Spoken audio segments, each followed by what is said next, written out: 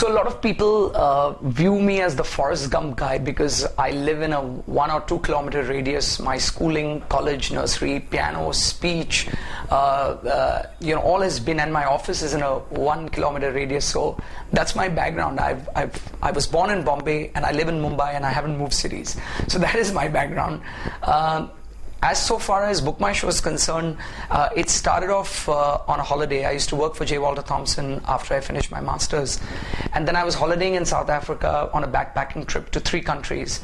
And under a big tree at Storms River Valley, I got a business idea after listening to a radio commercial. And I wanted to fill a structural hole which existed in India. There was a lot of information arbitrage and pricing arbitrage with tickets. And growing up in a country like India, cricket tickets were really difficult to get, and there was a lot of black marketing. So was with movies as well.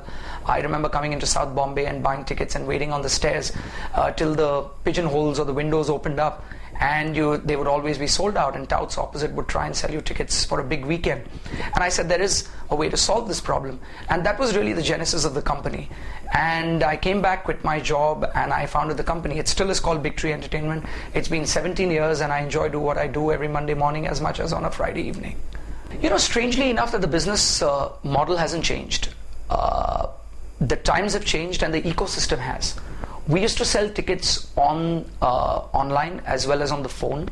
Obviously, mobile phones and data connectivity and smartphones didn't exist, but we did sell tickets on the website. The problem really in 1999 was that there wasn't an ecosystem. It still is really shallow today, but there wasn't an existing ecosystem at that time. So the credit card penetration, debit card penetration, data connectivity didn't exist. We didn't have any ERP solutions at venues. So we would buy tickets from venues and then home deliver them. We were probably the first in the country to do that. And so on the weekend we had an opportunity loss, and on the weekdays we had an actual, on the weekday we had an actual loss because people didn't want tickets. And it was live inventory and cash that we were dealing with. And so there was a big challenge. And we went through the dot-com bust and went through from 150 people down to 6. And we invested in building the ecosystem from 2002 to 2007, where we installed infrastructure, we ran CRM, we ran customer care and call centers, we built websites. And in 2007, when the market turned again, we thought there was a time to relaunch the service. And as they say, the rest is history. But we've always evolved and stayed with where the consumer wants to be. So mobile technology was an advent which came about in 2007. In 1999, we have 98% of our tickets which went through the call center. In 2007, 50% of our tickets went through the call center. The other 50% went from the website.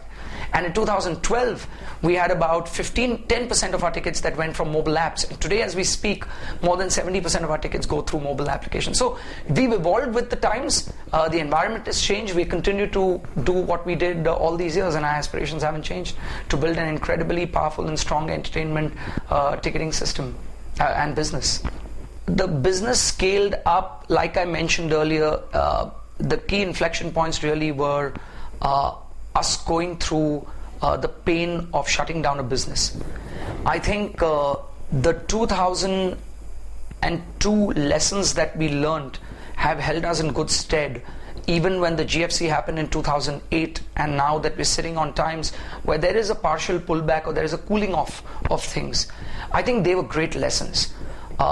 In 2002, what we learned was that a dhanda is a dhanda, and you should earn revenues and profits.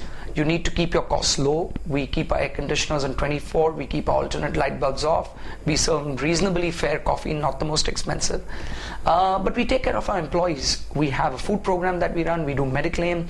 We're very anal about how we hire. And these are some of the things that we've learned from that fall of 2002. And we stuck with the right sort of metrics on what is important in the building blocks of a business, that it's a marathon and not a sprint. And we continue to sort of run this marathon and have these spurts of sprint when we need to. And that is what has held us in good stead. In terms of the inflection points really is the advent of the mobile phone, the smartphones, the data connectivity, Wi-Fi connection, credit card usage, internet penetration, debit card usage. I think those are environmental issues which one can't control, but the whole e-commerce advent has helped build the ecosystem in terms of trust, predictability with consumers, and I think that's helping along the way. So I think it's a bunch of things. I can't attribute it to one thing, but it's a bunch of things and a bouquet, as we call it, of things that has led to this. So the thing clearly that we're focusing on is to continue to add value to our consumers. There are three metrics that we look at any given point of time. How are we adding value to the business, adding value to our end users, and adding value to investors? It's very clear if it doesn't pass the muster of these three check boxes, we won't do what we do. Content is incredibly important to us as we sort of scale this business, because most businesses outside have built content businesses and now they're getting into commerce.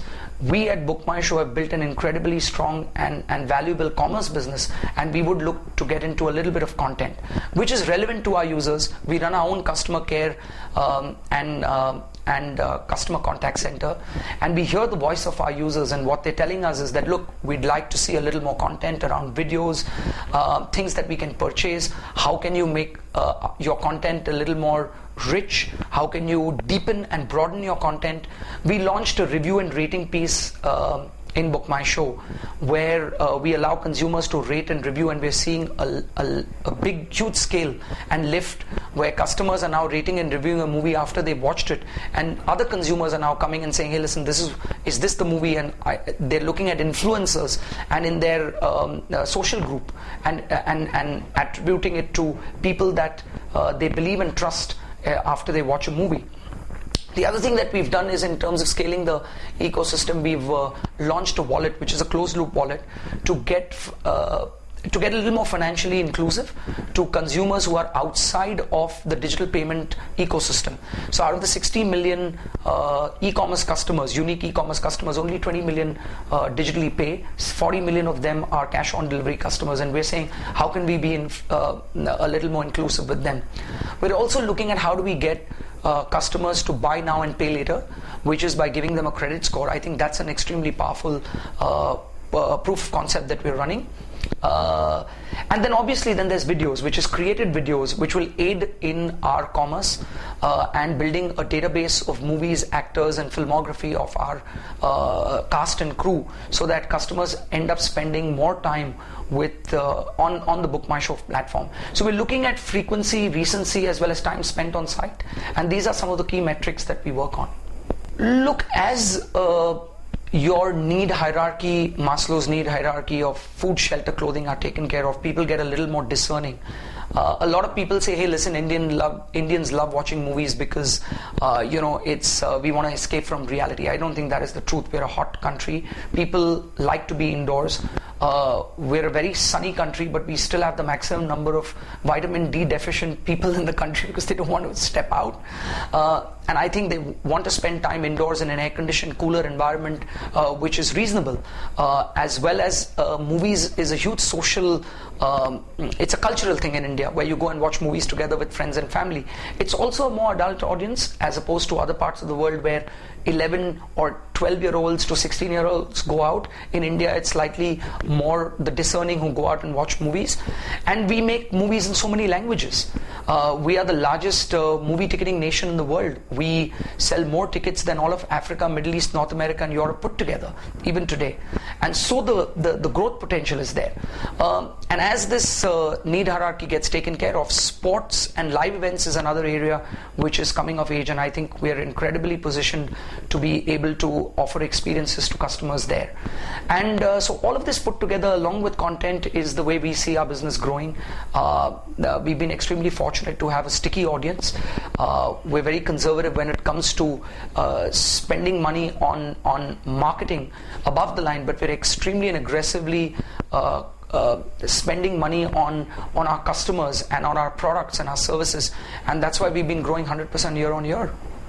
Well, it's been phenomenal. So India, while they said is you keep hearing this crony capitalism, and that's because of few business homes or houses that had garnered and cornered all the business of this country.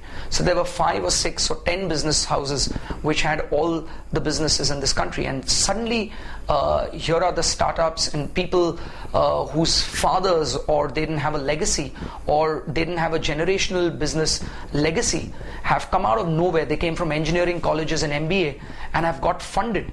And based on that funding, they've created tremendous value not only for themselves, but millions of Indians and thousands of employees that work for them. I think it's also fueled innovation. So the way I look at frothy times, or when there is a peak, or where there is a bubble, as they call it, I think it's fantastic because there is so much money that flows into so many blue sky ideas that entrepreneurs get generated and innovation gets fueled, which may not be immediately sort of, you may not see the benefit of that in that period, but over a period of time you'll see that this whole generation of entrepreneurs or business ideas or services that gets generated, which could be used at some point of time. And when there is a fall, you have the separation of wheat from the chaff, and then you've got this the right sort of balance between acqui-hires, acquisitions, as well as getting talent at incredibly valuable price points. And I think between both these peaks and troughs is where this whole ecosystem and this bubble is fueling this whole sort of innovation. There is so much of funding that has come in to this country, billions and billions of dollars. Just one investment bank has gotten $10 billion of funding into this country for the startup ecosystem. And that says how mature the market is becoming. And we're nowhere close to the US or some of the European sort of economies. And we are still far behind from where China is. And that's because the infrastructure still doesn't exist. We still have only 400 million bank accounts. We've still got only 18 million credit cards. We've still got 12% or 14% internet penetration, and that too of speeds of less than 1 Mbps. And we've just got 800 million handsets, 250 million smartphones, and 120 million data connections, which are growing 100% year on year, mind you. And by 2020, you'll have 600 million data connections. And that is what is the problem that we're trying to solve for. And this is the runway that investors are investing for. And I think we're up for some really, really exciting times.